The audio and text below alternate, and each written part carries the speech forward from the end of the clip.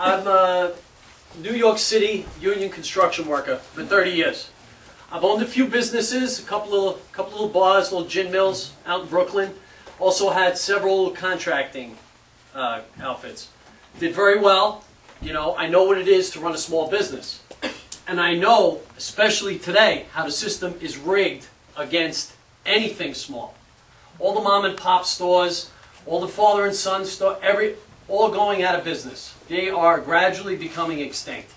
And the simple reason being the taxes and the overregulation, right?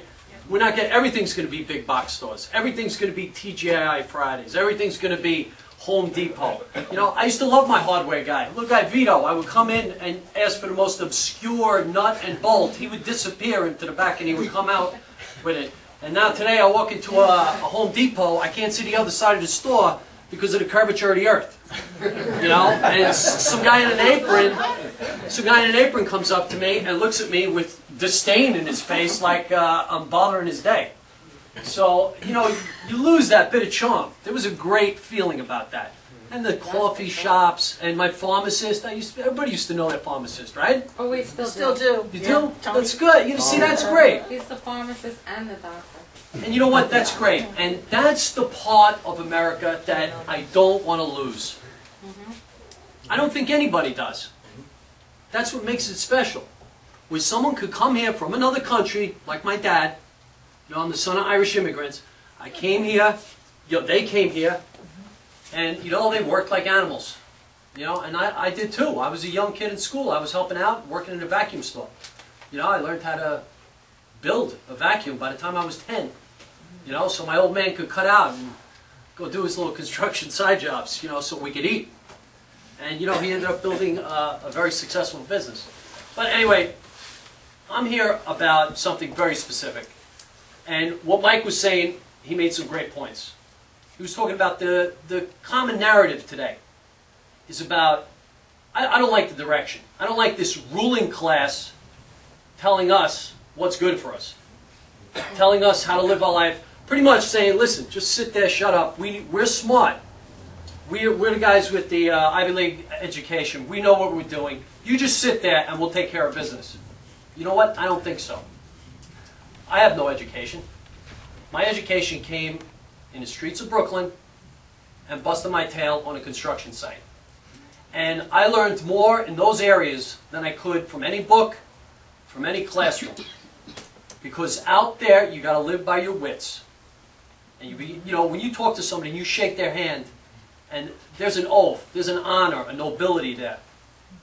And I found out as I started to rise up, the nicer the clothes got, and the more titles to my name, the dirtier the game got. You know, and I didn't like that. I didn't like that at all. Now, being a 9/11 survivor, responder, and also working on the pile many weeks after the attacks, I tried to completely erase the whole experience from my mind. And I did, for the better part of a decade.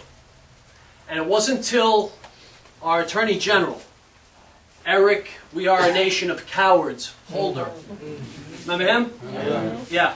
When he decided it was a good idea to bring Khalid Sheikh Mohammed to downtown New York and give this animal a world stage to spew his venom and his hatred and to mock what he did to us on that day of 9/11.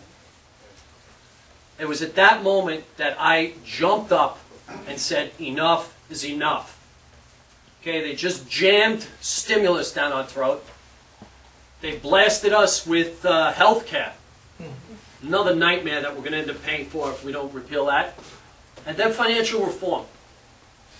And now, to boot, they want to put a mosque right in the heart of Ground Zero. And if anyone tells you that's not Ground Zero, let me just tell you this.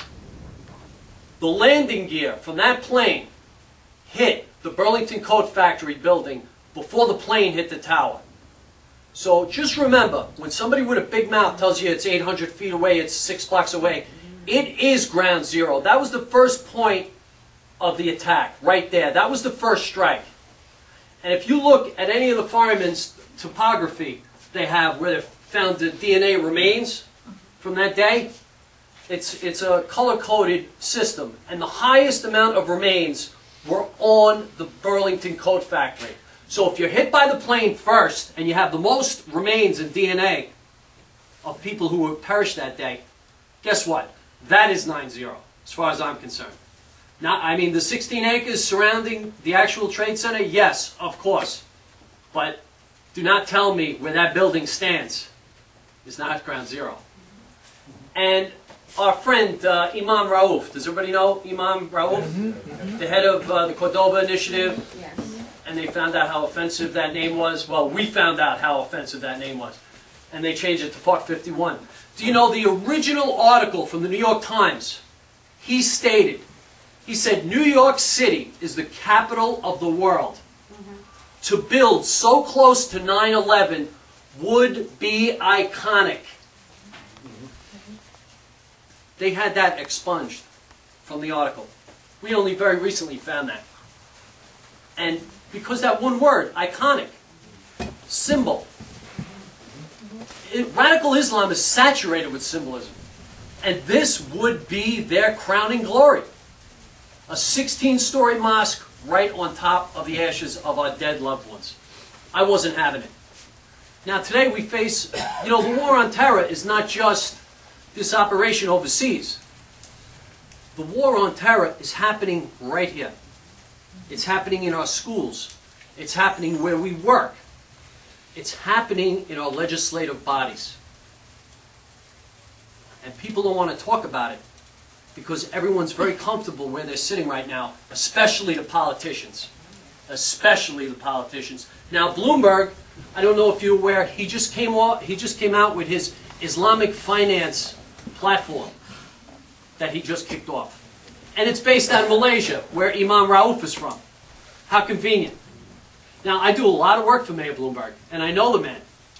And I couldn't figure out for the life of me, why is this man supporting this? He promised me, when we rebuilt the Winter Garden, 4 months after the attacks, we were working 7 days a week, 12-hour days for months and months. And when we had the topping off party, when we finished, we were standing there on the grand ballroom staircase next to this massive jumbotron that documented the whole entire attacks and all the rebuilding. And it was like magic that night. And Giuliani was there with Pataki and Bloomberg. And Bloomberg turned to all of us hard hats. And he told us, he said, don't worry.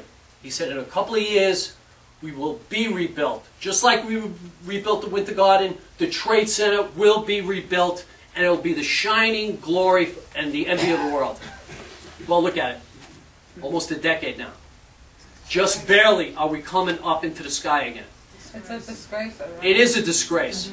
And for the last 7-8 years, it's been this pissing contest, forgive my language, between Larry Silverstein of Silverstein Properties and Chris Ward from the Port Authority. And it's all this back and forth that just get languishing and this painful, horrible mess. Now, all of this support that they had for the Zadroga bill, another political gambit. Just something where people could seem like they give a damn.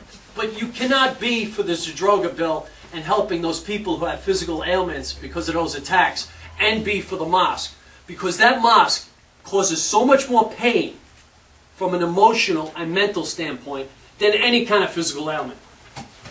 And I have some very dear loved ones suffering because of that. How many double funerals we had to go to. You should only have to go to one funeral for somebody. You shouldn't have a funeral service and then get a phone call 8 months later because they found a teaspoon of their DNA. And that's happened dozens of times, just to the people I know. And to me, it's just a sacrilege. So I started this, it's called the 9/11 Hard Hat Pledge. And what it was is, I went around to all the construction sites and I got signatures, and it was a pledge where they would state, I will not do any work on that building to build that mosque. And it started out simply like that. And as luck would have it, one day, I got to get on the radio with Rush Limbaugh. Wow. Yeah. That's lucky. And that's God. That's lucky. That's God. Right, right. And I believe God is working in my life. He's putting the right people in my path, and I love Him for that, and I thank Him for that. Ditto. Right. Thank you. And, oh, I'm sorry. If anybody's interested, I have some paperwork. If you could do anything to help. Right now, I'm doing a national 9/11 tour seminar where I actually go around and I speak, and there's a Q&A. It's a very passionate subject, and if anybody has any questions, want to, talk to me later, please feel free to approach me. I would love to answer your questions. Good luck, God bless on this party. Tea party, go for it.